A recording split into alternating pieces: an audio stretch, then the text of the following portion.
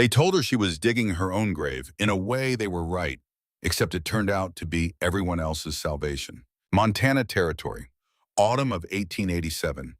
The morning air carried the smell of dying leaves and frozen earth, that particular scent that tells anyone who has survived a northern winter that time is running out. Eleanor Dawson drove her pickaxe into the hillside behind the abandoned mining claim and felt the shock travel up through her arms, through her shoulders, into the base of her skull. The rock beneath the soil rang like a bell struck wrong. She pulled the axe free, swung again.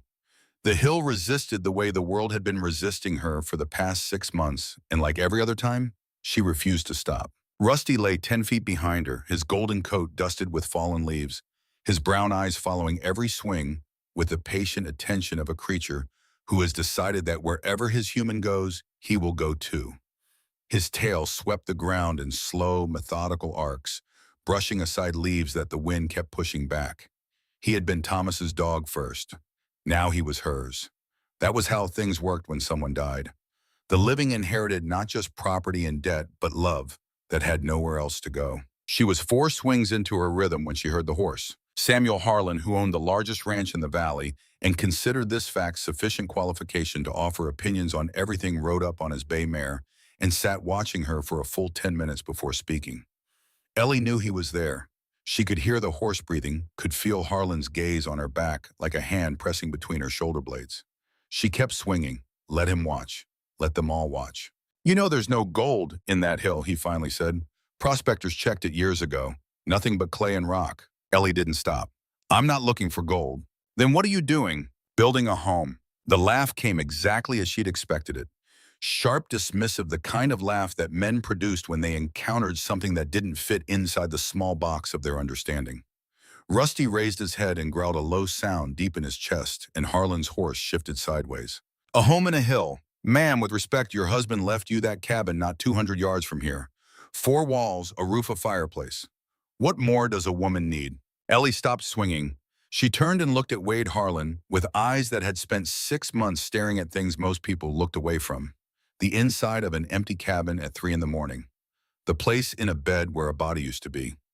The expression on a banker's face when he explains to a widow that her husband's debts now belong to her. "My husband is dead, Mr. Harlan. The cabin he built has walls so thin I can hear the wind laughing at me through every crack.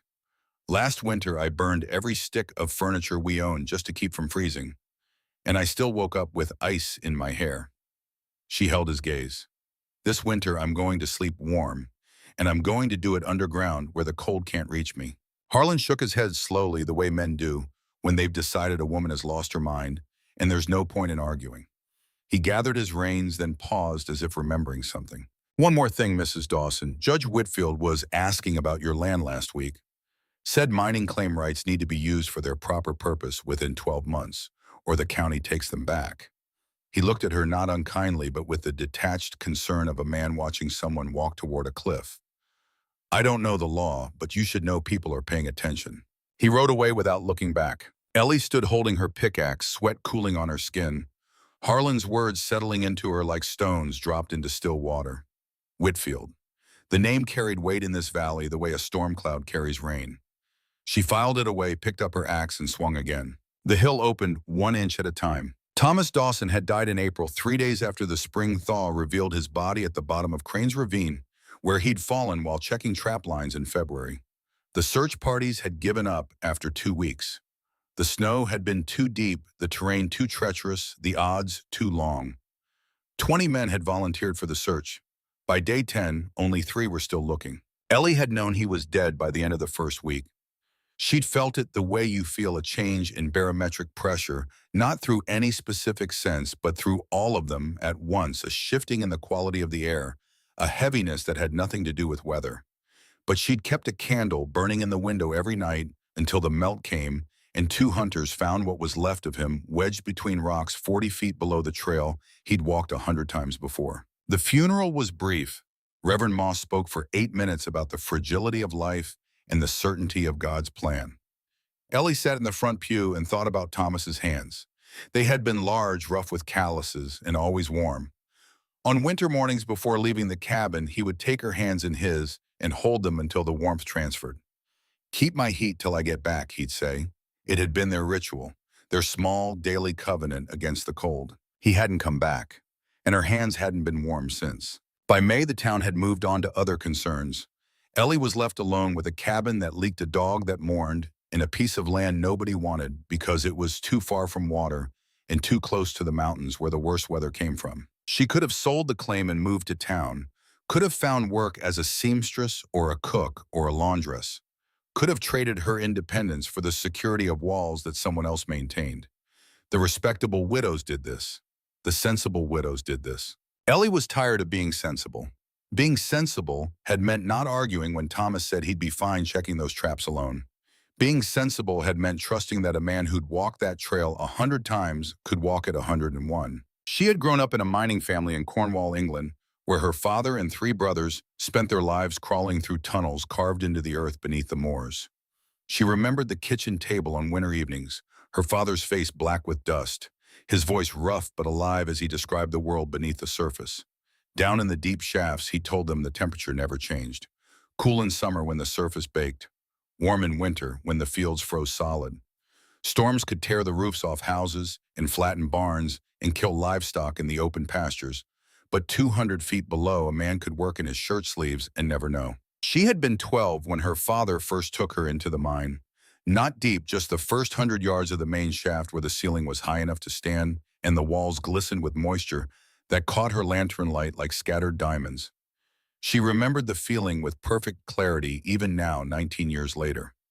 The silence, the stillness, the strange absolute comfort of being wrapped in earth while the November wind howled impotently above. She had been 14 when the mine took him back. The collapse happened on a Tuesday during the afternoon shift. A support timber cracked, then another, and then 30 feet of tunnel ceiling came down like the fist of God and buried 4 men under 1,000 tons of Cornish clay. They recovered 3 of the bodies. Her father's was the one they never found. The family sailed for America 6 weeks later. Her mother never spoke of the mine again. Her brothers found work above ground and swore they'd never go below. And Ellie carried 2 truths inside her that pulled in opposite directions like horses hitched to the same post. The earth could save you. The earth could kill you. Both things were real. Both things were true. Thomas had laughed when she suggested building a root cellar their first year on the claim. "We're not moles, Ellie. We're people. People live above ground." He'd kissed the top of her head the way he did when he found her charming and wrong at the same time. She'd let it go. She'd let a lot of things go with Thomas because he was kind, because he was warm, and because arguing with a man who was certain he was right was like arguing with weather. But Thomas was dead, and the cabin he'd been so certain about had nearly killed her last winter. She spent the summer preparing. She read every book about mining and excavation that the Territorial Library possessed, all 3 of them, their pages soft with age and spotted with the fingerprints of men who'd come before her looking for different treasures. She bought whiskey for old prospectors in town and sat on barrel tops outside the general store, listening to them talk about shoring angles and ventilation shafts and the behavior of water underground. One prospector, a man named Judd who had lost 3 fingers to a drilling accident and walked with the permanent lean of someone whose spine had been rearranged by decades of stooping in low tunnels, told her the most important thing anyone said all summer. "The earth don't lie to you, ma'am. People lie, weather lies. But the earth is what it is. You learn to read it, you learn to trust it. It'll tell you where it's strong and where it's weak. All you have to do is listen." She listened. She walked the hillside for weeks, studying the drainage patterns after rain, digging test holes with a hand spade to check the soil composition at different depths, pressing the earth between her fingers and smelling it the way her father had taught her. Clay smelled different from loam. Rock dust smelled different from sand. The earth told you what it was if you paid attention. She found the spot in late August, a south-facing section of the hillside where the drainage flowed naturally away from the slope, where the test holes showed dense clay beginning at 4.5 feet, where the angle of the hill would give her enough earth above the chamber for insulation without so much weight that the ceiling would be under constant stress. She marked it with a stake and a strip of red cloth from one of Thomas's old shirts. Standing there looking at the small flag snapping in the late summer breeze, she felt something that might have been hope, or might have been terror. With things this big, the 2 felt nearly identical. When the leaves began to turn, she started digging. The first 3 feet were the worst. Topsoil laced with roots thick as her wrist, studded with rocks the size of her head, each one requiring an hour of prying and levering and cursing to remove. Her hands blistered on the first day. The blisters broke on the second. By the third day, she was wrapping her palms in strips torn from an old petticoat, the cotton turning brown with dried blood by noon and needing replacement by evening. Her shoulders burned. Her back seized twice, locking her into a bent position that she could only release by lying flat on the cold ground and waiting for the muscles to unknot. She kept going. By the end of the first week, she'd carved a horizontal gash into the hillside about 4 feet deep and 6 feet wide. It looked, she had to admit, exactly like what the neighbors thought it was. A crazy woman's hole in a hill. But she knew what lay ahead. She'd felt it in the test holes. Dense blue-gray clay starting at about 5 feet, in the kind that held its shape when you carved it, that compressed under its own weight instead of crumbling, that sealed against water like natural mortar. Her father had called it miner's friend. She just had to get through the rock and roots to reach it. The neighbors came. They rode by more frequently than before, finding excuses to check on her, really coming to witness the spectacle. Each one had a prediction. Each one was certain. Agnes Pruitt arrived first carrying a plate of cornbread that she held out like a peace offering while her eyes devoured every detail of the excavation. Agnes lived 3 miles east and ran the valley's informal news service through sheer force of will and an inability to keep any observation to herself. She stayed for 20 minutes, asked 7 questions, touched the soil with one finger, as if checking for fever, and left. By nightfall, Ellie knew every family within 10 miles would have a detailed account of the crazy widow's hole, each retelling a little more dramatic than the last. Henrik Pruitt came the next day without cornbread. Agnes's husband was a practical man in the way that small, cautious men are practical. He looked at the excavation, looked at Ellie, and made an offer. $40 for the claim. You take that money, move to town, find yourself a room at the boarding house. Live like a civilized person. Ellie leaned on her pickaxe. My land isn't for sale, Mr. Pruitt. It's not land, Mrs. Dawson. It's a mining claim. And you're not mining. He said this with the particular satisfaction of a man who believes he's identified a flaw in someone else's logic.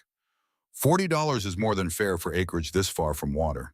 The answer is no. Henrik Pruitt left with the tight jaw of a man who has been denied a bargain he felt entitled to. Ellie watched him go and felt something shift inside her. Henrik hadn't come out of concern.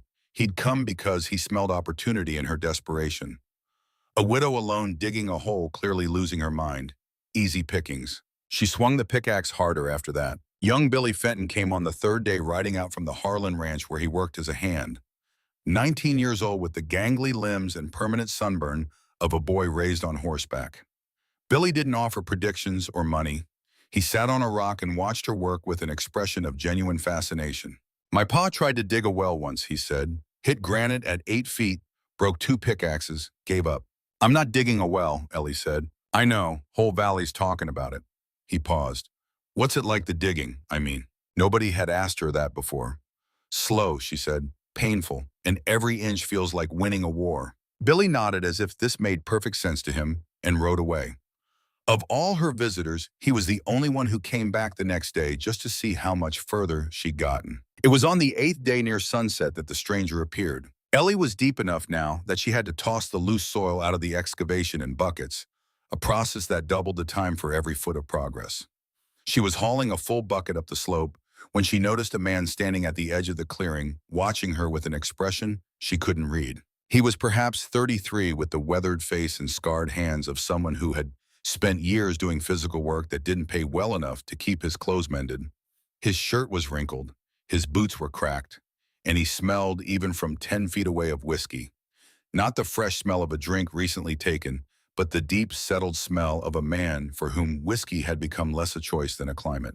But his eyes were steady, and they moved over her excavation with the practiced attention of a professional. He watched her swing the pickaxe 3 times, then spoke. You're at the wrong angle. Tilt your swing about 15 degrees to the left. Let the weight of the head do the work instead of your shoulders. You'll cut your effort in half. Ellie stopped. Who are you? Dalton Schaefer, miner, or I was before the company went belly up. He stepped closer, examining the exposed soil face of her excavation. You've got good clay coming in at about 5 feet. Another foot and you'll be in solid material. That's where the real work starts, but it's also where the structure starts holding itself. I didn't ask for advice. No, you didn't. He looked at her, not the way Harlan had looked or Henrik Pruitt or Agnes. He looked at her the way one craftsman looks at another's work, assessing, evaluating, and beneath the whiskey haze something that might have been respect. I could help. I work cheap. I can't afford cheap. I can't afford anything. Dalton Schaefer shrugged, shoved his hands in his pockets, and walked away into the fading light. Rusty watched him go, then looked at Ellie, then put his head back down on his paws. The next morning, Ellie arrived at the excavation to find that 3 large rocks she'd been planning to remove, each one the size of a flour barrel, and wedged into the left wall of the entrance, had been dug out and rolled to the side. The work was clean, professional, the kind of extraction that left the surrounding soil undisturbed, that didn't compromise the structural integrity of the face. No one had seen who did it. Rusty, who slept in the cabin with Ellie and would have barked at any nighttime visitor, had apparently made an exception. Ellie stared at the cleared rocks for a long time, then picked up her axe and kept digging. The second week brought the clay, and the clay changed everything. It was dense, blue-gray, ancient. It smelled of deep water and long patience of earth that had been compressed by the weight of millennia into something almost like stone, but more forgiving. When Ellie carved into it, the walls held their shape. The ceiling didn't crumble. The material packed against itself, creating surfaces that were smooth and solid, and she realized with a surge of something close to joy exactly what she needed. She began to shape the space with intention now. The entrance tunnel stayed narrow, just wide enough for her shoulders angled slightly upward from outside to inside, so that water would drain out rather than pooling in the main chamber. Past the entrance, she started to widen, carving an oval room that would eventually be 12 feet deep, 10 feet wide, and 7 feet tall at the center. Big enough to live in, big enough to survive in. The work changed character once she was inside the clay. On the surface, digging had been a fight. Every swing met resistance that felt personal, as if the earth actively opposed her presence. But inside the clay layer, the pickaxe moved differently. It bit clean, released clean, left surfaces that held their edges the way good bread holds its shape when sliced. She developed a rhythm, 3 swings to loosen a section, then hands to pull the loosened clay free and pack it into the bucket. Swing, swing, swing, pull. Swing, swing, swing, pull. The rhythm became a clock, and the clock became a companion, filling the silence that would otherwise have been unbearable. She carried each bucket to the surface and dumped it on the growing mound beside the entrance. 47 buckets the first day in the clay. She counted because counting gave the work a structure that raw endurance couldn't provide, and because each number was a small victory that the next number could build on. At night, she returned to the cabin where the wind found its way through gaps that Thomas had always meant to seal and never had. She heated water on the stove, soaked her hands until the cracked skin softened enough to move without bleeding, then wrapped them in clean cloth and lay on the bed with Rusty curled against her legs. The dog's warmth was the only warmth in the cabin that didn't come from fire. And on the coldest nights, it was the difference between sleeping and lying awake, listening to her own teeth chatter. She talked to Thomas in the dark sometimes. Not prayers, not conversations, just statements directed at the empty space where he should have been. I got another 2 feet today. Or, the clay smells like the mines in Penwith.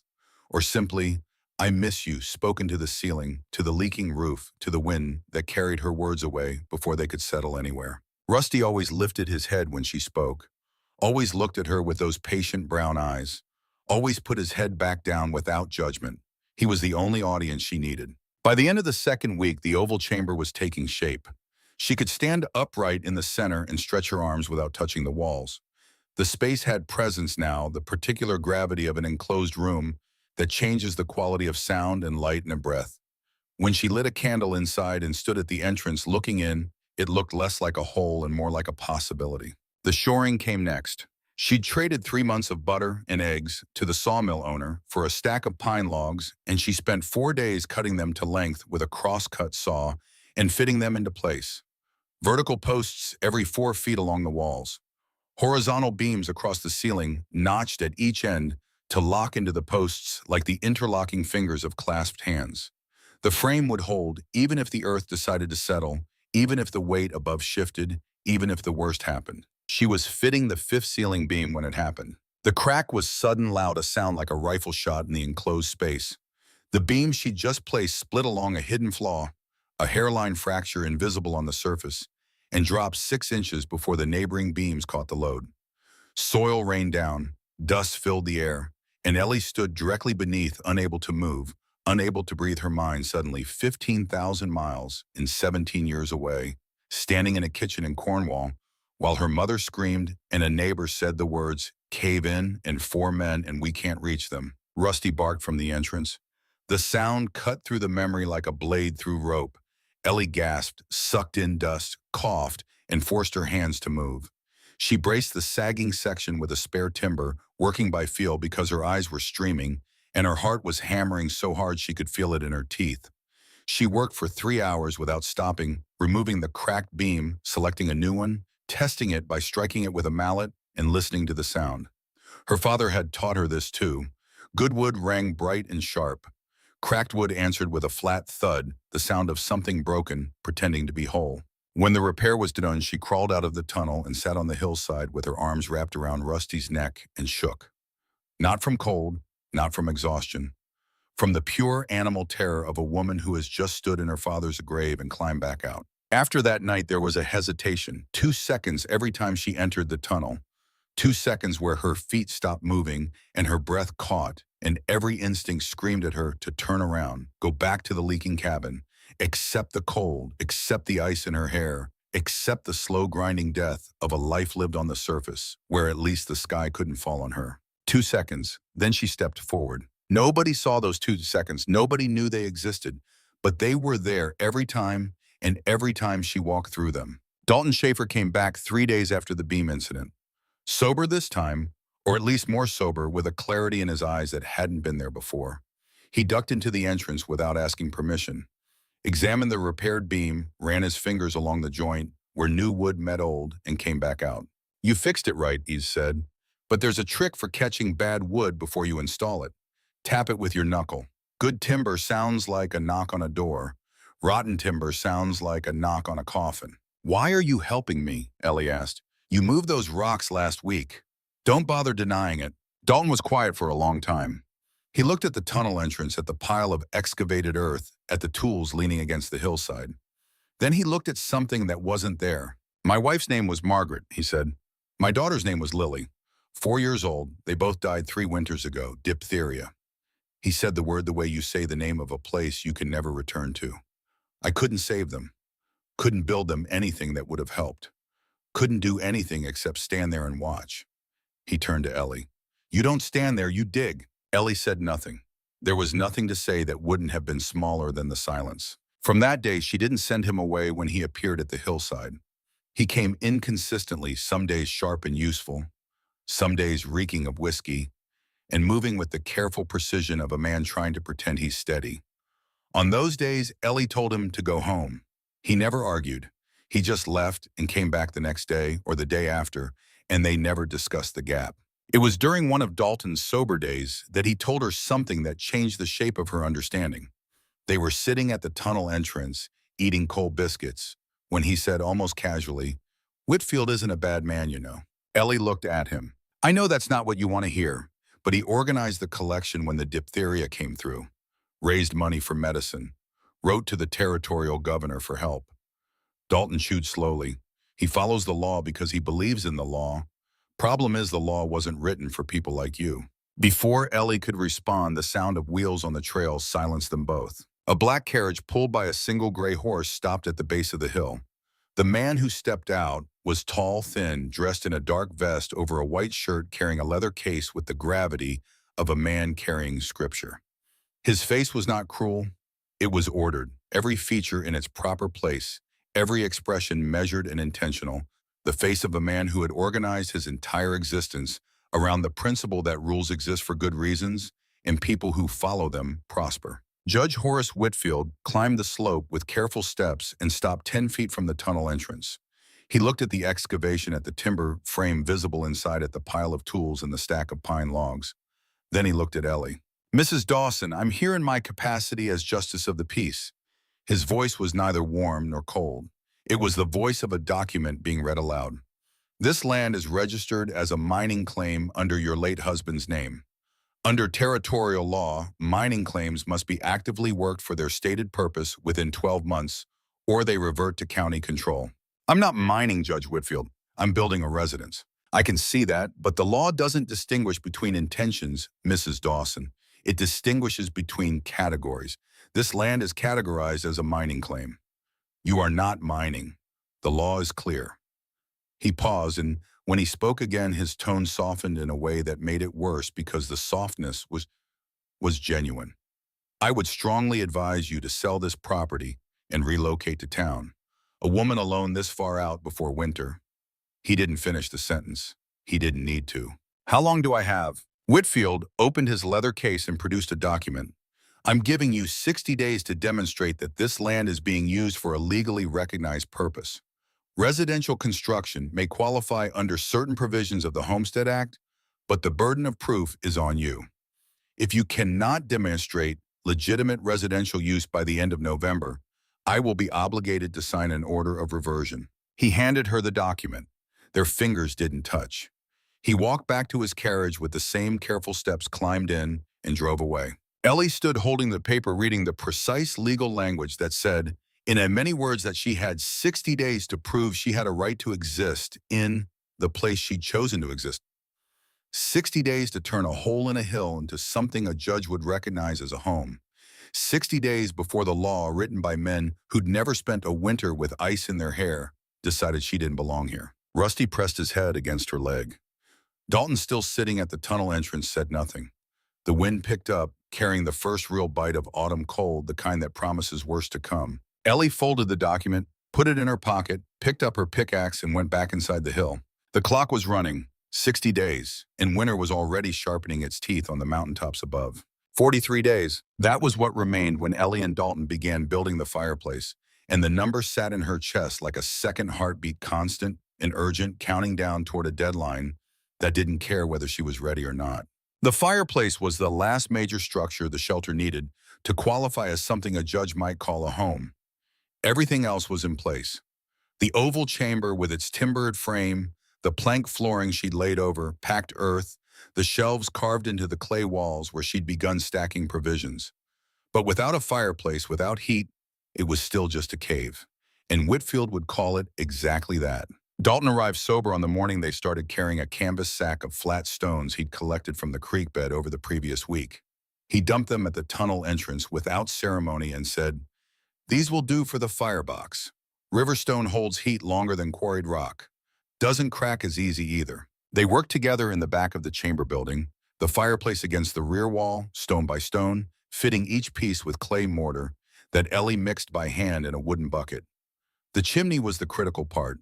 It had to rise through 8 feet of earth at an angle steep enough to draw smoke upward, but shallow enough to prevent rain and snow from falling straight in. The design came from the old Cornish mine ventilation systems, where angled shafts kept air moving through hundreds of feet of tunnel without mechanical assistance. The physics were simple. Hot air rises. Give it a path, and it will follow that path with the reliability of water running downhill. Angle the path, and you create a natural draft that pulls fresh air in from the entrance and pushes stale air and smoke out through the top. It was elegant, ancient engineering invented by men who couldn't read but understood the behavior of air and fire with an intimacy that no textbook could replicate. They built the chimney in 2 days, lining the shaft with flat stones and sealing the joints with clay. When they finished, Ellie gathered kindling, arranged it in the small firebox, struck a match, and held her breath. The flame caught. Smoke curled upward, hesitated at the chimney mouth as if deciding whether to cooperate, then rose steadily into the shaft and disappeared. No backdraft, no pooling, just a clean vertical pull that drew the smoke up and away exactly as the design promised. 5 minutes later, standing outside on the hillside, Ellie looked up and saw a thin thread of white rising from the earth 20 feet above the tunnel entrance. The hill was breathing, a faint line of smoke against the gray October sky, barely visible, easily mistaken for mist. But it was real. It was proof. The shelter had lungs now. Dalton stood beside her, watching the smoke with an expression she hadn't seen on his face before. Something between satisfaction and grief, the look of a man remembering what it felt like to build something that worked. Looks like the hill's alive, he said quietly. Ellie almost laughed. It came up through her chest unexpectedly, like a bubble breaking the surface of still water, and she caught it just before it escaped. It would have been the first time she'd laughed since Thomas died. She wasn't ready for that yet, but she noted the feeling, filed it away, proof that something inside her was thawing too. That same week, Wade Harlan wrote out again. This time there was no smirk, no condescension. His face carried the particular tightness of a man delivering news he wishes he didn't have. Whitfield wrote to the territorial court in Helena, he said without dismounting, asking for a legal opinion on your claim status. If Helena backs him, it won't matter what you build down there. He'll have authority to sign the reversion order anytime. Ellie's hands went still on the pickaxe she'd been sharpening. Why are you telling me this? Harlan was quiet for a moment, looking out at the valley below. The Pruitt farm was visible to the east, its buildings small and vulnerable against the enormity of the landscape. His own ranch lay to the south, prosperous and sprawling, but even at this distance, Ellie could see the gap in the fence line where two calves had frozen to death during last week's early cold snap. Animals that should have been safe for another month. Animals that died because the cold had come faster than anyone expected. I lost two calves last week, he said, froze overnight in a pasture I've used for 20 years. Never lost an animal there before October. He looked at her. I'm starting to think you might know something the rest of us don't. He didn't apologize, didn't say he'd been wrong, but he'd ridden 3 miles to deliver a warning he could have kept to himself, and for Wade Harlan, that was as close to an olive branch as a man like him could manage. After he left, Ellie sat in the entrance of her tunnel and calculated. If Helena responded quickly, she might have weeks instead of days. If they responded slowly, the 60-day deadline still held. Either way, the window was closing, and the only thing she could control was the work. She worked faster. October turned, and the valley began to suffer. The early frost that had killed Harlan's calves was just the beginning. The Pruitt root cellar flooded after 3 days of cold rain, the water seeping in through cracks that Henrik had never bothered to seal, ruining half their stored vegetables for winter. Ellie heard about it from Billy Fenton, who rode by with the regularity of a title schedule, now bringing gossip and taking away stories he'd retell at the Harlan Ranch bunkhouse. The Fenton's well finally hit water. Billy reported one afternoon sitting on his usual rock, while Ellie packed clay between the ceiling beams inside. But it tastes like pennies. Pa says there's some kind of mineral down there. Undrinkable. Spent 4 months digging for water he can't use. Billy watched her work for a while, his chin resting on his knee. He had stopped asking questions about what she was building. Now he asked questions about how. How did she know which clay would hold? How did she decide the angle of the entrance? How did she keep the air from going stale? Each question revealed a mind that was hungrier than his circumstances had allowed it to be, a 19-year-old ranch hand who should have been in a school somewhere, learning things that mattered, instead of chasing cattle across frozen pastures for a man who paid him barely enough to eat. You ever think about building one of these yourself? Ellie asked him once. Billy laughed, the open, uncomplicated laugh of someone who hasn't yet learned to hide what he feels. I don't own any land, Mrs. Dawson. Don't own much of anything, truth be told. You own a pair of hands and a brain that works. That's more than most of the people telling me I'm crazy. He rode away with a thoughtful expression that afternoon, and Ellie found herself hoping that whatever happened next, Billy Fenton would land somewhere that deserved him. Meanwhile, inside the hill, everything held. It was late October when Harlan came to see the inside for the first time. He stood at the tunnel entrance with his hat in his hands, peering into the darkness, the way a man peers into a well, as if he expects something to peer back. Ellie handed him a lantern. Mind your head at the entrance. Opens up once you're past the first section. He ducked through and disappeared. She could hear his boots on the plank floor, his breathing echoing off the curved walls, the small sounds a large man makes in an unfamiliar space. Then silence. A long silence that stretched until Ellie began to wonder if something was wrong. Good Lord! His voice came back muffled, hollowed by earth. When he emerged, the change was visible. The skepticism that had lived in his face since the first day, the faint amusement at the edges of his mouth, the slight elevation of his eyebrows that said he was tolerating foolishness out of neighborly obligation, all of it was gone, replaced by something rawer and more honest. It's warm in there, he said. Must be 15-20 degrees warmer than out here. 55 degrees, year-round at this depth. Harlan stared at her. You build a fireplace, underground. The chimney vents through the hillside. I could show you the diagrams if you're interested. Mrs. Dawson. He put his hat back on, adjusted it, took it off again. A man wrestling with words he wasn't accustomed to saying. I owe you an apology. When you started this, I thought... He stopped. I was wrong. This is something else entirely. He rode away slowly, looking back twice before he disappeared around the bend. Ellie permitted herself a small nod. Then she went back inside to finish installing the bed frame she'd been working on. There was no time for satisfaction. Satisfaction was a luxury that came after the deadline, if the deadline didn't come for her first. November arrived carrying snow on its shoulders, and the snow brought visitors of a different kind. Agnes Pruitt appeared first, her earlier role as the Valley's chief gossip conveniently forgotten, asking if Ellie might share the plans for the ventilation system. The Pruitt farmhouse chimney had collapsed under the weight of wet snow, and the family was burning fires in the kitchen stove with all the windows cracked open, filling the house with cold air to keep from filling it with smoke. Ellie handed over the diagrams without comment. Agnes took them, glanced at Ellie, opened her mouth as if to say something, then closed it and left. Whatever she'd been about to say, whether it was thanks or apology or explanation, died somewhere between intention and utterance. Henrik came the next day, hat in hand for the first time in Ellie's memory, asking to buy firewood.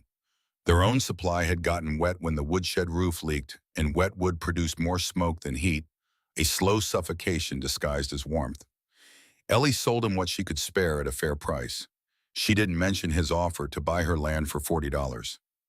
She didn't need to. The fact that he was standing at her door needing what she had said everything that needed saying. Then came the day that changed everything, though Ellie didn't know it yet. The courtroom in town was a single room above the general store, accessible by an exterior staircase that groaned under the weight of anyone heavier than a child.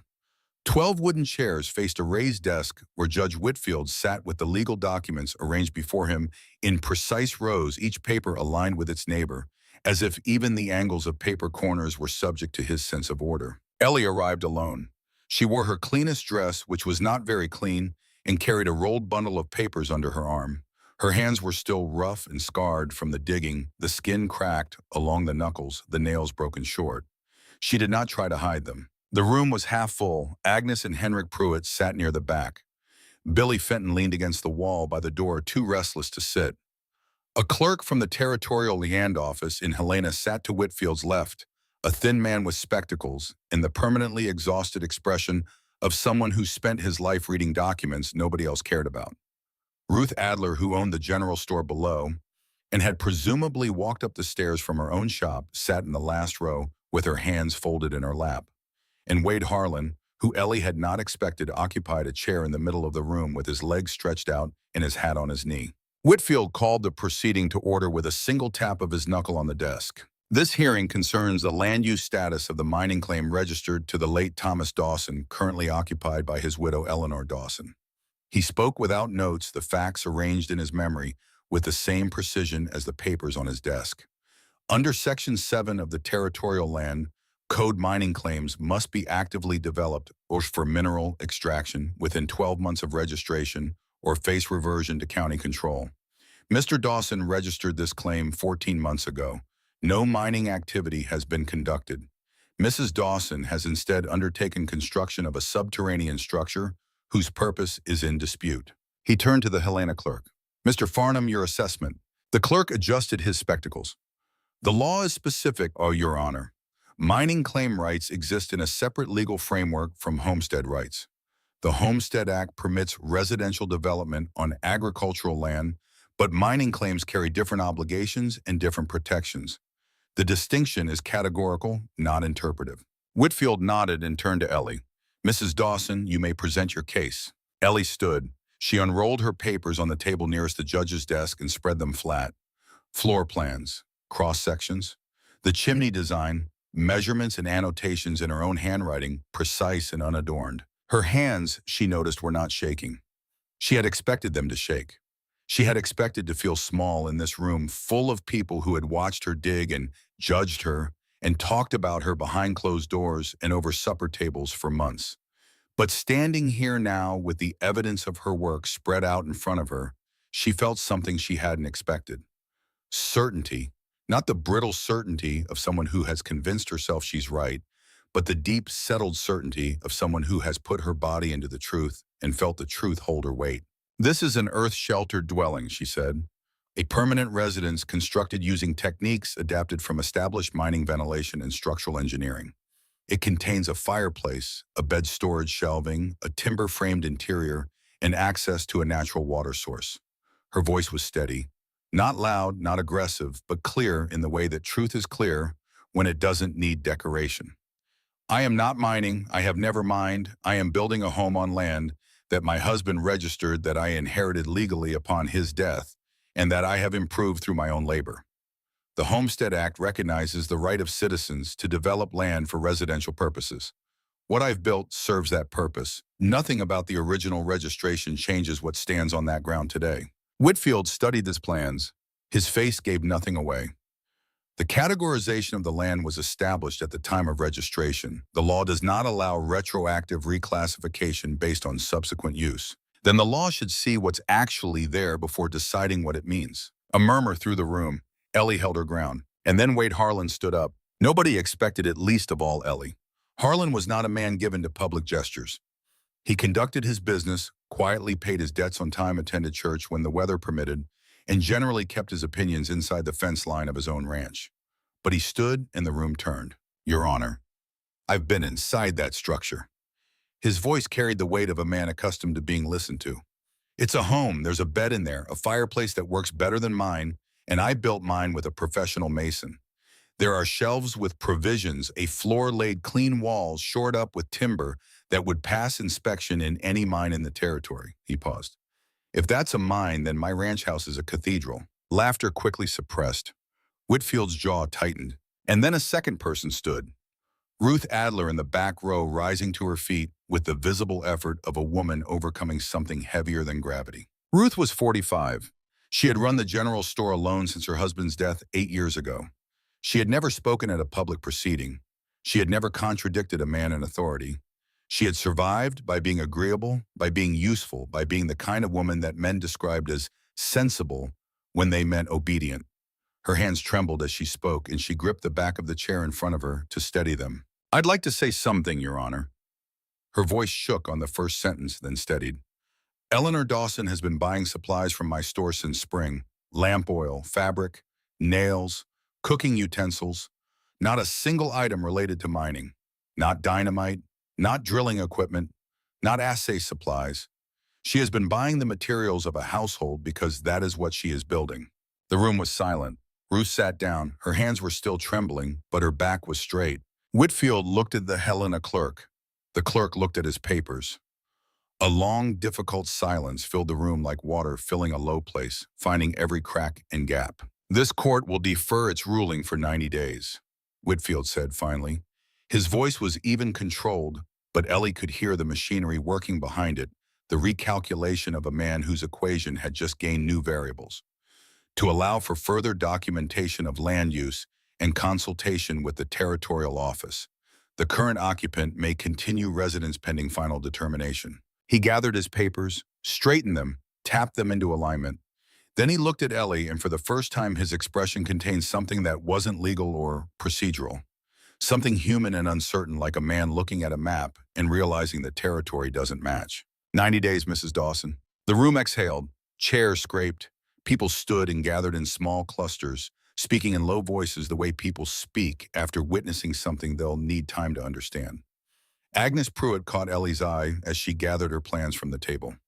Agnes opened her mouth closed. It looked down at her hands. The woman who had told every family within 10 miles about the crazy widow's hole now found herself without words. It was, Ellie thought, the first time that had ever happened. Henrik Pruitt was already at the door. His hat pulled low, moving with the speed of a man who wants to leave before anyone asks him about his $40 offer for land that had just been defended by the most powerful rancher in the valley. Billy Fenton caught Ellie at the bottom of the stairs. That was something, he said, his young face flushed with the excitement of someone who has just watched the rules of his world rearrange themselves. Mr. Harlan standing up like that, and Mrs. Adler. Nobody saw that coming. Nobody sees most things coming, Billy. That's the whole problem. She left the courtroom and stood at the top of the exterior staircase, breathing cold November air, looking out at the town that had gossiped about her and the mountains beyond that wanted to kill her. 90 days carried her through winter. Whatever Helena decided, whatever Whitfield eventually ruled, she would have the coldest months inside her shelter, warm, safe, alive. Ruth Adler found her there. "I don't know why I stood up," Ruth said. She was hugging herself against the cold, but the trembling in her hands had stopped. "My hands were shaking the whole time." "You stood up because you knew what was right." Ruth laughed, a short, surprised sound. "I've known what was right for 8 years. Today was the first time I acted on it." She looked at Ellie with an expression that contained admiration and something else. Envy, perhaps. The particular envy of someone who recognizes courage and understands exactly how much of it they've been lacking. "What are you going to do now?" "Same thing I've been doing. Keep digging." Ruth nodded, and something shifted between them, a quiet rearrangement of two lives that had been running parallel and now without announcement or ceremony converged. Through November, the shelter became a home. Ellie hung bundles of pine branches from the ceiling, beams for their clean scent and the mild antiseptic properties of the resin. She wove rugs from fabric scraps and placed them on the plank floor, adding color to the earth-toned space. She moved her books in the small collection that had survived Thomas's debts, 7 volumes that she arranged on the shelf nearest the bed, copper pots on hooks near the fireplace. A mirror salvaged from the cabin hung where it caught lamplight and doubled it. Rusty claimed his spot immediately, a worn blanket beside the fireplace where he could watch both the flames and the tunnel entrance. He seemed to understand that this place was different from the cabin, that his human had built something that deserved guarding. It was a Tuesday evening in the middle of November when Dalton didn't show up. He'd been coming every other day, reliable by his standards, working on finished details inside the shelter. The door frame needed reinforcing. The water basin at the rear of the chamber, where groundwater seeped through a crack in the rock and collected in a hollow Ellie had carved and lined with stone, needed a drainage channel to prevent overflow. Small tasks, but tasks that required the kind of precision that Dalton, when sober, possessed in abundance. He didn't come Tuesday, didn't come Wednesday. On Thursday evening, Ellie walked the 3 miles to town, something she rarely did, and found him at the back table of the only saloon, surrounded by empty glasses, in the particular silence that gathers around a man who is drinking not for pleasure but for erasure. His eyes were red, not from smoke. "Today's Lily's birthday," he said when he saw her. "She'd be 5. Ellie sat down across from him. She didn't take the drink from his hand, didn't lecture, didn't offer comfort in words, because there were no words for this, and they both knew it. "Come on," she said after a while. "I'll walk you home." They walked through the cold dark, their breath-making clouds that dissolved into the stars. Halfway back, Dalton stopped walking and said something that landed in Ellie's chest like a stone thrown through a window. "You're building yourself a shelter. Good for you. But what are you sheltering from, Ellie? From winter? Or from the fact that you're just as alone as I am and you're afraid to admit it?" She didn't answer. Couldn't answer. Because the question had teeth, and they were sinking into something she'd been keeping buried deeper than any tunnel. They walked the rest of the way in silence. At the fork where the trail split toward his rented room above the feed store in her hillside, Dalton stopped. He swayed slightly, but his eyes were focused, the whiskey having burned through to something raw and honest underneath. "I'm sorry," he said. "That wasn't fair." "Fair doesn't matter. The question matters." He looked at her for a long moment, the moonlight turning his face into a study of shadow and bone. "For what it's worth," he said, "I think it can be both. You can be running from something and building towards something at the same time. That's what most people are doing. They just don't have the guts to pick up a pickaxe while they do it." He turned and walked toward town, his footsteps uneven on the frozen ground. Ellie watched until he disappeared, then followed the trail back to the hillside, Rusty trotting ahead, his breath making small clouds that caught the starlight and vanished. That night, alone in the shelter that was almost finished, she sat beside the unlit fireplace and let the question do its work. Was she building this because it was smart? Or because she couldn't stand the emptiness of the cabin, where Thomas's absence filled every corner like smoke?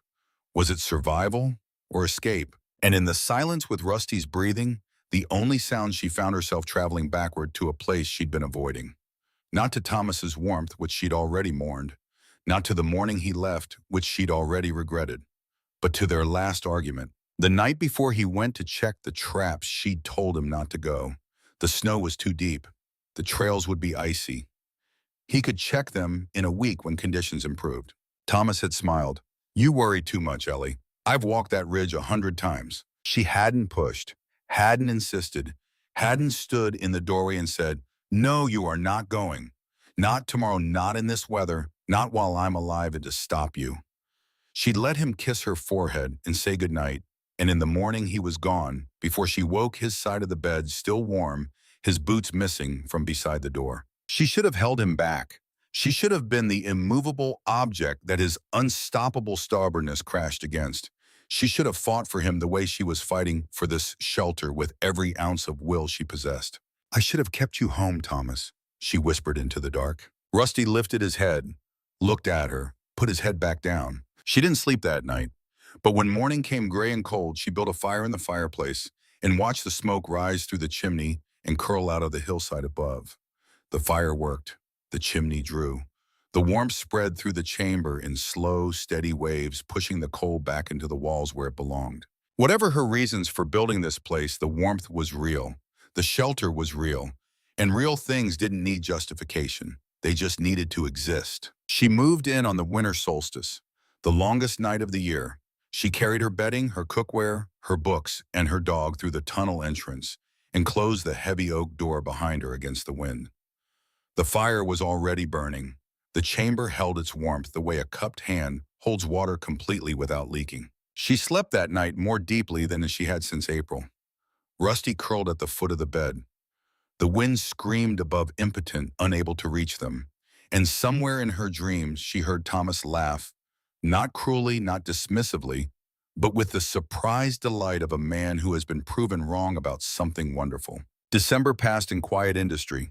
Ellie improved the shelter daily, fine-tuned the draft of the fireplace, built a small grate over the fire pit for cooking, carved a second shelf above the bed for the books she read by lamplight during the long evenings. Ruth Adler brought supplies from town once a week now, carrying them on her own back because she didn't own a horse walking 6 miles round trip through increasingly hostile weather, because she had decided that being useful to Eleanor Dawson was more important than being comfortable. They didn't discuss this. Ruth arrived, delivered goods, drank a cup of coffee in the shelter, and walked home. The friendship, if that's what it was, operated on the currency of action rather than words. On one of those visits, near the end of December, Ruth sat longer than usual. She held her coffee cup with both hands and stared at the fire with an expression that Ellie recognized because she'd seen it in her own reflection. The look of a woman taking inventory of her life and finding the shelves emptier than expected. My husband used to say I was the careful one, Ruth said. He was the dreamer, I was the planner. After he died, I kept planned myself right into a box. Careful with the money, careful with the store, careful with what I said and who I said it to. She took a sip. Turns out you can be so careful you forget to actually live. Ellie said nothing. Some confessions need silence the way seeds need soil. What you did, Ruth continued, standing up in that courtroom building this place while everyone told you not to. That's not reckless. That's the opposite of reckless. That's deciding what matters and refusing to let anyone take it from you. She set her cup down. I want to learn how to do that. You already did, Ellie said. You stood up at that hearing. Nobody made you. Nobody asked you. Ruth considered this. Then she nodded, once pulled her coat tight, and walked back into the cold. But she walked differently than she had arrived. Straighter, as if something that had been pressing down on her shoulders for 8 years had shifted just enough to let her breathe. January came with false gentleness. The first week was mild by Montana standards, temperatures hovering near 20 degrees, sunshine pale, but present wind restrained. Old Jenkins, the prospector, who had survived more winters in the mountains than anyone else in the valley, stopped by on the afternoon of January 5th. He sat at Ellie's table, drank her coffee, and said very little. But when he stood to leave, his face carried an expression she hadn't seen before. Not fear exactly. Wariness. The deep cellular wariness of an animal that smells something wrong on the wind. 40 years up in those mountains, he said from the doorway. Never seen weather patterns like this. Warm when it should be pressure dropping when it should be steady. Something's building up there, Eleanor, and when it comes down, it won't be ordinary. He pulled his collar up and stepped into the fading light. Then he turned back. If it comes, I'll look for your smoke. She watched him go. Then she went inside and counted her supplies. Firewood stacked along one wall, the spring at the back of the chamber dripping steadily. Dried meat, preserved vegetables, beans, flour, salt, sugar, coffee. Enough for one person for a month. She didn't know it yet, but she would need every ounce of it, and it wouldn't be enough. The blizzard struck on January 7th, 1888. It would later be called the schoolhouse blizzard, the children's blizzard, the storm that changed the definition of what weather could do to a civilization that thought it had already survived the worst. It would kill more than 300 people across the northern territories, many of them children caught between school and home when a warm January afternoon turned in the space of minutes into a howling white apocalypse. Ellie experienced the storm's arrival as a sound, a low moan that built from the north, rising in pitch and volume until it became a roar that seemed to come from everywhere at once, from above and below, and inside the walls, a sound so immense that it stopped being sound and became pressure, became weight, became a physical force that pressed against the oak door of her shelter like a living thing demanding entry. She fed the fire. She lit the lamp. She sat in the chair she'd built from salvaged lumber and opened a book, and she read while the world above tried to tear itself apart. The temperature outside plummeted. She couldn't see a thermometer, but she could feel it in the quality of the cold that seeped around the doorframe, a cold so intense it seemed to have texture, seemed to crackle at the edges like something crystallizing. Inside the chamber held steady. The fire burned. The earth wrapped around her like a fist that refused to open. She cooked. She slept. She talked to Rusty about everything and nothing, the sound of her own voice a lantern held against the darkness of isolation. She lost track of time in the unchanging lamplight of her underground world. On the third morning, or what she believed was morning, she heard something that wasn't wind. Pounding. At her door. Rhythmic, desperate, human. She reached for the rifle Thomas had left above the mantel. Approached the door. Pressed her ear against the oak, and heard beneath the howling a voice so thin and broken it barely qualified as sound. "Please, we saw the smoke from your chimney. Please let us in." Ellie opened the door and the storm tried to follow. 3 figures stood in the entrance tunnel, so encased in snow and ice that they had stopped looking human and started looking like something the earth itself had formed and then rejected. 2 adults, a child between them, clutched in forearms, motionless. Behind them, the world had been erased. A wall of white so dense and absolute that it wasn't weather anymore. It was obliteration. And the child was not moving. "Get inside now." Ellie seized the nearest figure by the arm and pulled. The body was stiff, resisting not from will but from cold, the muscles locked beneath layers of frozen clothing that had become armor against movement rather than protection against weather. The second adult stumbled forward, and between them the child hung suspended, arms locked around her mother's neck, face buried silent. They collapsed on the plank floor, and the door swung shut behind them, but not before the storm reached inside and raked the chamber with a blast that dropped the temperature 10 degrees in 3 seconds. Ellie threw her weight against the oak, and the wind screamed through the narrowing gap until the latch caught, and silence, relative silence, returned. Not silence. Shaking. 3 bodies on her floor, convulsing so violently that the planks rattled against the packed earth beneath. The man's teeth chattered with a sound like gravel being shaken in a tin cup. The woman made no sound at all, her eyes squeezed shut, her arms locked around the child, her lips the color of a bruise 3 days old. The child. Ellie knelt. The girl was perhaps 6, her face white, her eyes closed, her body motionless against her mother's chest. No shaking, no shivering. That was worse. Shivering meant the body was still fighting. Stillness meant it had started to give up. Ellie placed her hand on the child's cheek. Cold, but not the cold of death. Not yet. The skin had a faint resilience, the barest trace of warmth beneath the frozen surface, a candle flame seen through heavy fog. Then the girl's eyes opened, slowly unfocused, traveling across the ceiling beams until they found the fire. And she made a sound that Ellie would remember for the rest of her life, a sound that was neither cry nor word, but something older than language. The sound of a creature recognizing safety after believing safety no longer existed. Ellie worked with the efficiency of someone who has rehearsed a crisis in her mind without knowing she was rehearsing it. Blankets first stripped from her own bed, hot water from the kettle she kept simmering on the grate, then broth warm and salted spooned into mouths too frozen to chew. She peeled away their outer clothing, the coats and scarves that had become shells of ice, and replaced them with quilts and dry wool wrapping, each body the way you wrap a wound tight and complete. 6 hours passed before any of them could form words. "The wind took our roof," the woman's voice was raw, scraped hollow. "Just peeled it off. The walls came down after that." She was Mrs. Caldwell. Her husband slumped against the wall with his hands held out toward the fire, His fingers waxy and pale, was Mr. Caldwell. The child was Emma. "We saw your smoke," Mr. Caldwell said. His voice cracked on the second word. "Didn't know where else to go. Everyone else was too far. We never would have made it anywhere else." "How did you know about this place?" Mr. Caldwell tried to smile. The expression managed only a brief appearance before exhaustion pulled it under. "Everyone knows about the widow who dug herself into a mountain." He paused. "Doesn't seem so crazy anymore." Ellie looked at her shelter. 12 by 10 feet, built for one woman and one dog. Now holding 5 living creatures, 3 of whom had been minutes from death. "No," she said. "I suppose it doesn't." The Caldwells were the first. They were not the last. Billy Fenton arrived on the second morning for crawling through the tunnel on his hands and knees because he no longer had the strength to walk upright. 19 years old, separated from a search party, looking for lost cattle, lost himself for 11 hours in conditions that should have killed him in 3. He had survived by following the contour of the hillside, moving not toward any destination, but simply away from the open ground where the wind hit hardest until the faint smell of wood smoke reached him through the whiteout, and he crawled toward it with the last strength in his arms. He didn't speak when he came through the door. He sat against the wall, pulled his knees to his chest, and stared at the fire with eyes that had seen the inside of something that people were not supposed to see and survive. Old Jenkins arrived an hour later. 2 miles through whiteout, guided by smoke, he couldn't see but could smell the way a man who has spent 40 years in mountains trusts his nose more than his eyes.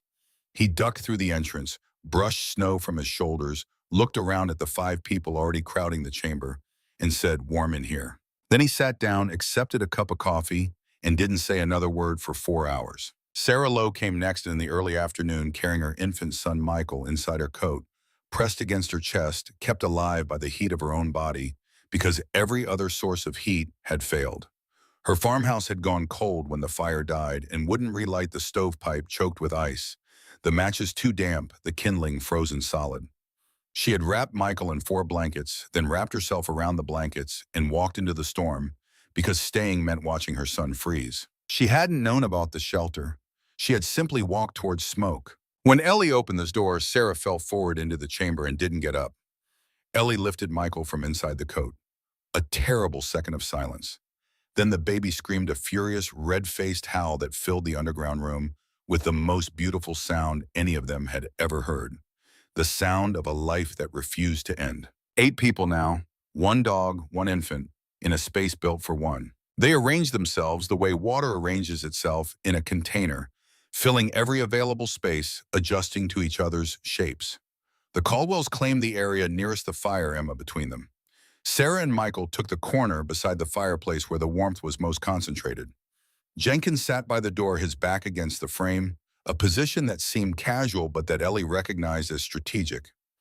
He was the oldest, the most experienced, and he had placed himself at the point of greatest vulnerability without being asked. Billy Fenton sat in the opposite corner, his knees drawn up, his face turned away from the others. After an hour, Ellie noticed his shoulders moving in a rhythm that wasn't shivering. He was weeping.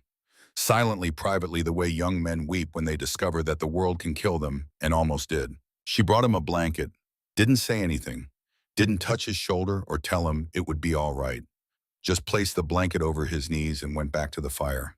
Sometimes the only kindness that doesn't humiliate is the kind that pretends not to notice. The hours stretched.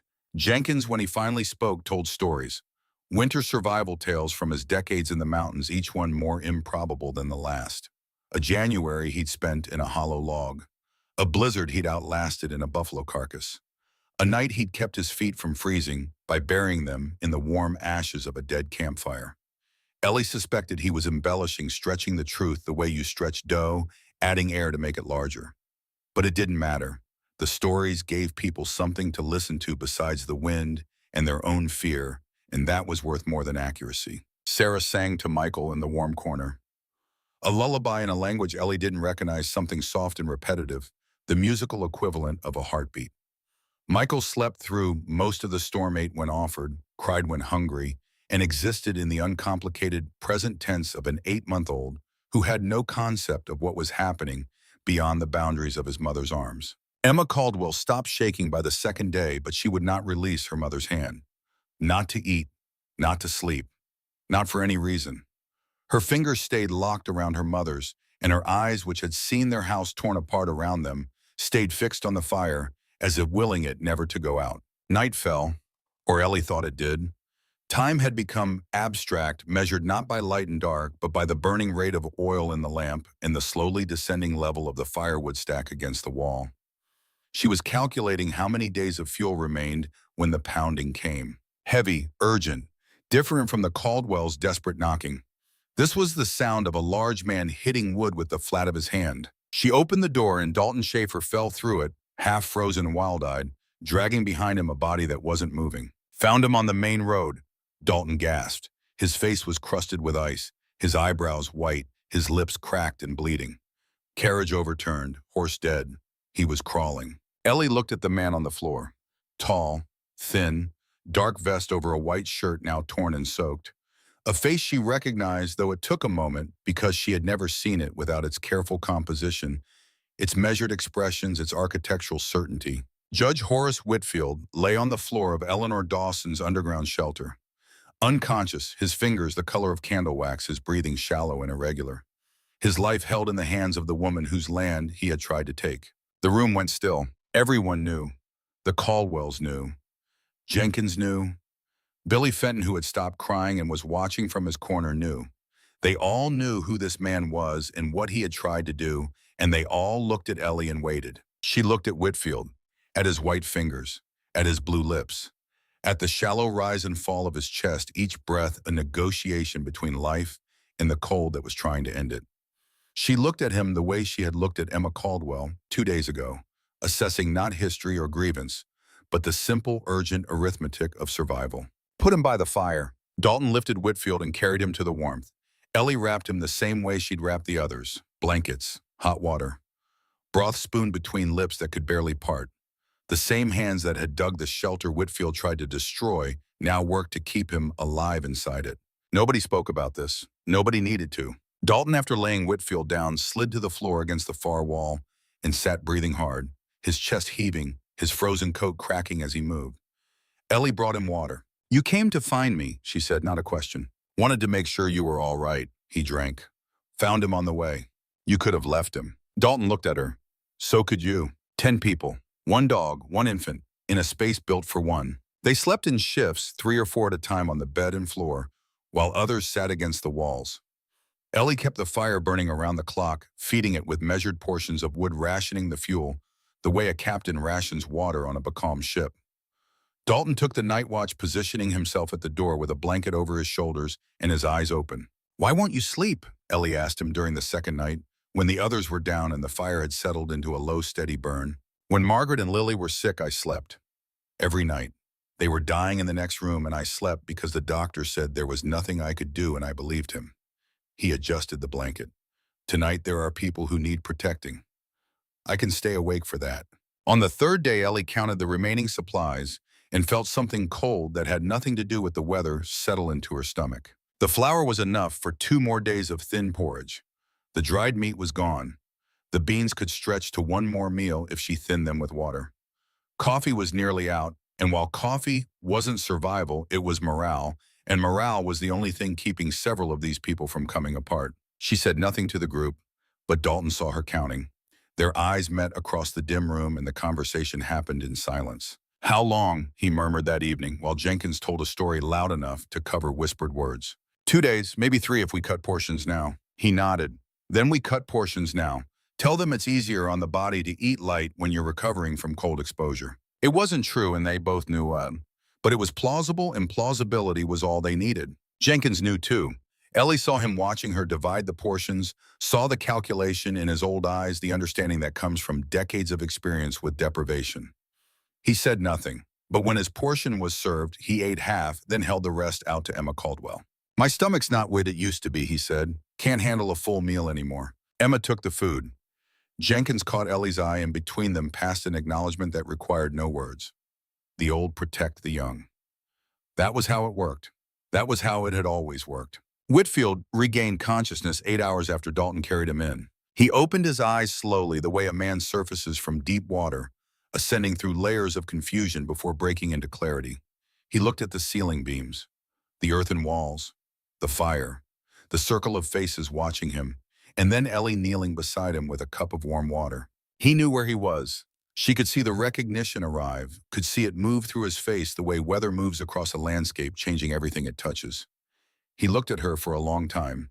Then he spoke, and his voice was barely audible. "Why?" "Because this is my home," Ellie said. "And in my home, nobody freezes to death." Whitfield closed his eyes.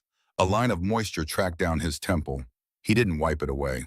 Through the hours that followed, Whitfield said almost nothing. But he watched. He watched Ellie distribute the dwindling food with absolute fairness, each person receiving exactly the same amount regardless of who they were or what they had done. He watched her check Mr. Caldwell's fingers, gently manipulating the joints to maintain circulation. He watched her calm Emma with a story about Rusty as a puppy, inventing details that made the girl smile for the first time in 3 days. He watched her do what she had always done, the thing that had driven her to pick up a pickaxe and swing it into a hillside while the whole valley called her crazy. She took care of things.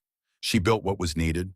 She kept people warm. Late on the third night, he spoke again, quietly only to Ellie while the others slept or pretended to. "My house in town lost its roof the first day.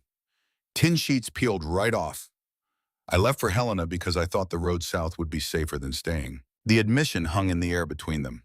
The man who had told Ellie that a woman alone shouldn't stay out here before winter, that she should sell her land and move to town, had nearly died because he fled town in a carriage, while the woman he'd tried to displace survived in the shelter he'd tried to demolish. Ellie poured him more water. "Drink this. You need fluids." She didn't say anything else. She didn't need to. The shelter said it for her. The warmth said it. The 10 people breathing inside a hillside while 300 others died in the white emptiness above said everything that words would only diminish. The wind stopped on the morning of January 10th. Ellie knew it had stopped because she woke to silence, and silence after 3 days of unbroken roaring was the loudest thing she had ever heard. She lay still for a moment, listening to the absence, then rose and walked to the door. She opened it onto a world she didn't recognize. The snow was drifted 15 feet high in places, sculpted by 3 days of wind into formations that looked designed rather than natural, as if the storm had been an artist working in a medium that only existed for the duration of its fury. The sky was blue deeply, almost violently blue, the specific blue that follows catastrophe, beautiful and indifferent. One by one, her refugees emerged. They stepped into the sunlight and stood blinking, breathing, looking at what the storm had done to the world they remembered. "My God," whispered Mr. Caldwell. Nobody else spoke. There was nothing to say that the landscape wasn't already saying. Whitfield was the last to leave. He stood at the entrance, dressed in the dry clothes Ellie had given him, his recovered coat brushed clean. He didn't look at her at first. He looked at the valley, at the buried fences, and the shapeless drifts where houses should have been visible and weren't. Then he turned. "The case will be dismissed, Mrs. Dawson. I'll reclassify the land myself. Residential use, not mining claim." His voice had its old precision, but underneath it, something had shifted in the way foundation stones shift after a flood still in place, but rearranged at angles that change everything built on top of them. 10 people survived in there. That's evidence no court in the territory would overturn. Ellie nodded. "Thank you, Judge." "Don't thank me. I'm applying the law to the facts." The facts changed. He stepped into the snow, then he stopped without turning around. "I would have frozen on that road. You need to know I understand that." He walked away. His footprints in the fresh snow were the first marks on a surface that was otherwise untouched, a page that the blizzard had wiped clean for the world to write on again. Dalton watched him go. "Do you believe him?" Ellie considered. "I believe he believes in the law, and the law says I'm right now. That's enough." The weeks that followed were a reckoning. The valley dug itself out and counted its dead. Frozen bodies found in drifts. Collapsed houses with families still inside discovered when neighbors came to check on them days too late. Children who had left school when the warm afternoon turned murderous and never reached home. Their small bodies found along roads and in fields, some of them within sight of their own front doors. More than 300 dead across the territories. The number was staggering, but numbers don't carry grief the way names do. And in a small valley in Montana, though names were known. The Marsh family, all 4 of them, found in their house with the fire burned to nothing. Tom Reeves, 17, discovered half a mile from the school he had been walking home from. Infant twins born to a family 2 valleys over, dead in their cradle, when the parents couldn't keep the house warm enough to sustain lives that new and small. Ellie's shelter had held 10 people through the worst of it. The story spread the way fire spreads through dry grass fast and impossible to contain. The newspapers picked it up. The territorial governor mentioned it in a speech. Strangers began appearing at the claim wanting to see the underground home that had saved 10 lives. But before the fame, before the speeches, before any of that, there were the small things that mattered more. One week after the blizzard, Ellie and Dalton dug through the snow to the ruins of the Caldwell farmhouse. The roof was gone, the walls caved inward, the contents scattered and buried. They worked for hours with shovels, not looking for valuables, but for one specific item that Mrs. Caldwell had wept about losing. A tin box, the kind you buy at a general store for 50 cents, containing photographs. The family portrait taken the year Emma was born. Mr. Caldwell's parents, dead now, preserved in silver and paper. They found it under a fallen beam, dented but intact. When Ellie brought it to the Caldwells, who were staying with neighbors until they could rebuild, Emma took out the family portrait and held it against her chest. And for the first time since the night her house came apart around her, she let go of her mother's hand. Billy Fenton came back to the shelter the following week, not because he needed warmth or food, but because he couldn't sleep. Every time the wind picked up, every time a board creaked, he was back in the whiteout, crawling through snow that wanted to swallow him, breathing air that cut his lungs, certain that every direction led to death. He sat in the shelter for an afternoon. Ellie didn't ask him to talk, didn't offer advice, just let him sit in the warmth and the quiet and the absolute safety of a space that the worst storm in living memory had failed to breach. He left calmer. He came back twice more before the nightmares faded. He never explained, and she never asked. Spring came late that year, as if even the seasons were reluctant to follow the winter of 1888. But it came, and with it Ruth Adler walked up the hill carrying a leather-bound notebook filled with handwriting that wasn't hers. "I've been writing down everything you told me," she said, "about the construction, the techniques, how to choose a site, how to evaluate the soil, how to shore properly. I think you should teach." "Teach? You saved 10 lives, Ellie. Other people need to know how to save their own." The first class had 17 students, farmers who had lost barns, ranchers who had lost livestock, townspeople who had lost family members and sworn with the desperate conviction of the bereaved that they would never be that vulnerable again. They came with notebooks and questions and the specific humility of people who have been proven wrong about something important. Ellie taught them everything. Dalton stood beside her, demonstrating the physical techniques, translating her knowledge of principles into the practical language of hands and tools. When an older student named Howard Marsh, who had lost his wife in the blizzard and now lived alone in a silence he couldn't bear, struggled with his first excavation, his hands trembling too badly to control the pickaxe, Dalton stood beside him and said quietly, "Tilt your swing 15 degrees. Let the weight do the work." The same words he'd said to Ellie on the first day. Ellie heard them and felt something move in her chest, a recognition that things were beginning to circle back. That knowledge was traveling the way it was supposed to travel, outward from one person to the next, each hand passing it to another hand, each voice carrying it further from its origin. By autumn, 8 new shelters stood in the valley. By the following spring, 20. Within 5 years, the technique had spread across the northern territories, adapted and modified for different conditions. A Swedish immigrant named Lindquist improved the ventilation to handle humid climates. A former Army engineer drafted standardized plans that inexperienced builders could follow. A group of Blackfeet craftsmen combined Ellie's principles with their own traditional knowledge, creating structures better suited to the specific conditions of their homeland. Ellie welcomed all of it. She visited the new shelters when she could, learning from innovations that others had made, folding those improvements back into her teaching. "Knowledge isn't like gold," she told her students. "Gold gets smaller when you share it. Knowledge gets bigger. Every person who learns from me and teaches someone else makes the whole community stronger." She never charged for the teaching. She accepted what people offered. Firewood, food, labor on projects she couldn't complete alone. But the knowledge itself she gave away freely. It seemed wrong to do otherwise. Dalton stopped drinking. It didn't happen dramatically. There was no announcement, no declaration, no moment of crisis and resolution. One day, Ellie simply noticed that he didn't smell of whiskey anymore, and she realized she couldn't remember the last time he had.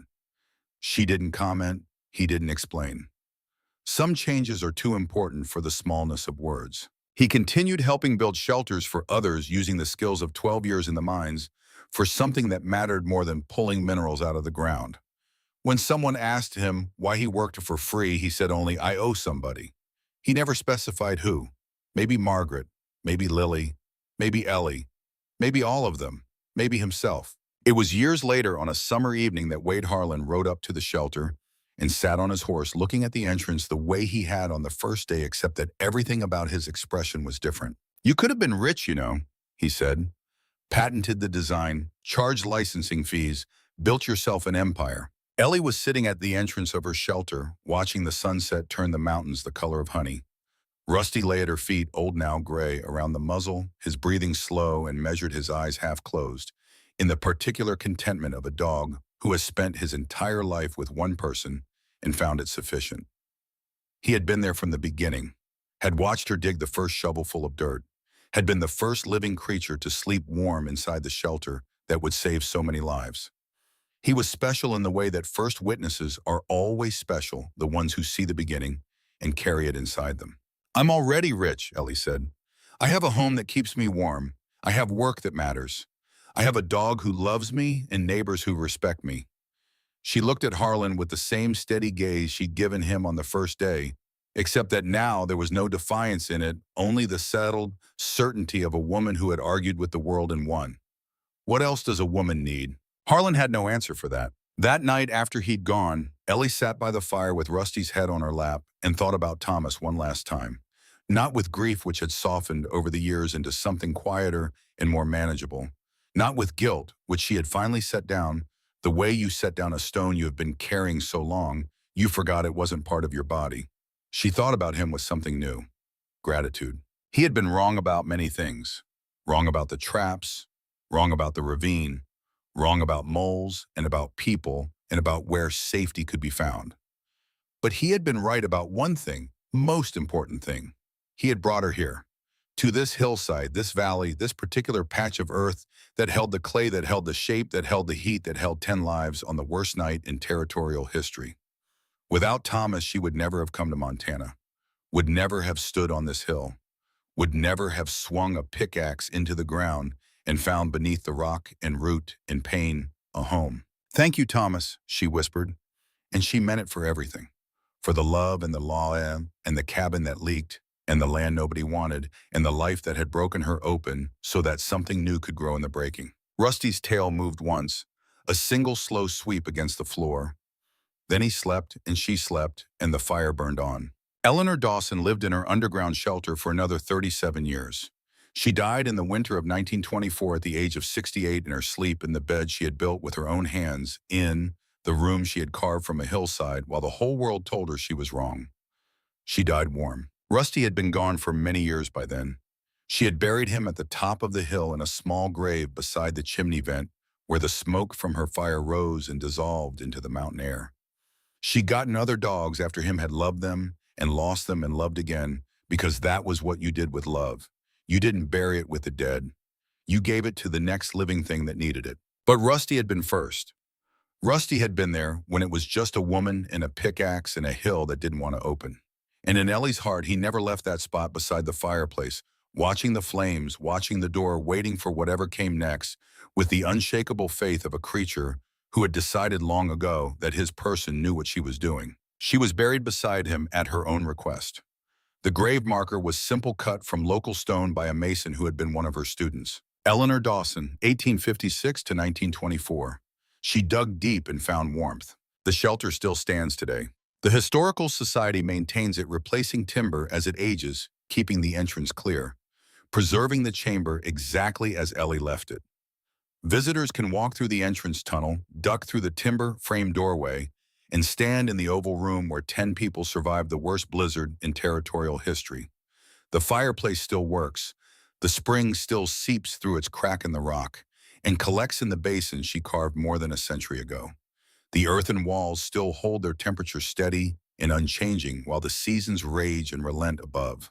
The guides tell her story to every group that passes through. They explain the engineering and the history, the woman who was mocked for digging a hole and ended up saving a community.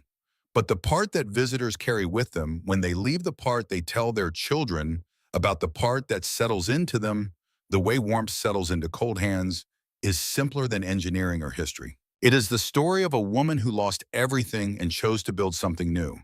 A woman who listened to her own knowing when everyone else's certainty had failed. A woman who swung a pickaxe into a hillside while the neighbors laughed and the law threatened and the winter sharpened itself on the mountains above.